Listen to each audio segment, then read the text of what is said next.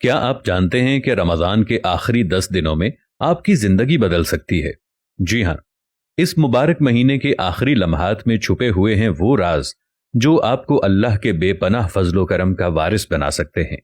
مسجد الحرام کے امام شیخ عبد الرحمن السدیس نے ایک ایسا نایاب فارمولا پیش کیا ہے جسے جان کر آپ کی روحانیت نئے عروج پر پہنچ سکتی ہے۔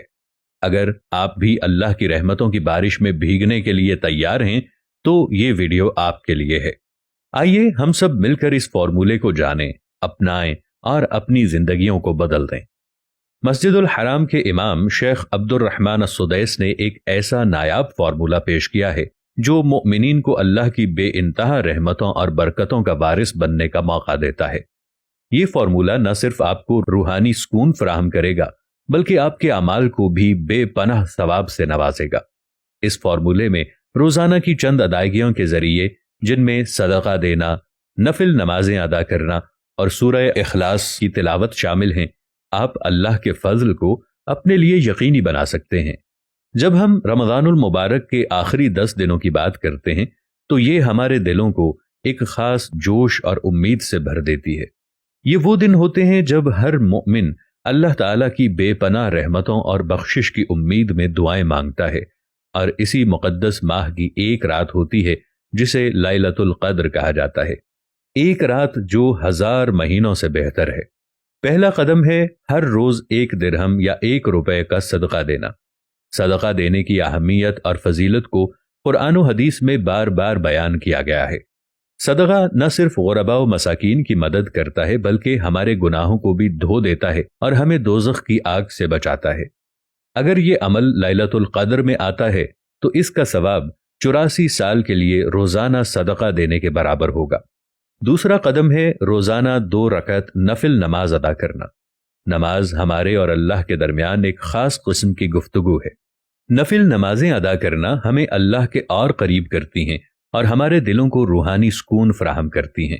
اگر یہ عمل قدر کی رات کو انجام دیا جائے تو اس کا ثواب 84 سال تک روزانہ 2 رکعت نفل نماز ادا کرنے کے برابر ہوتا ہے۔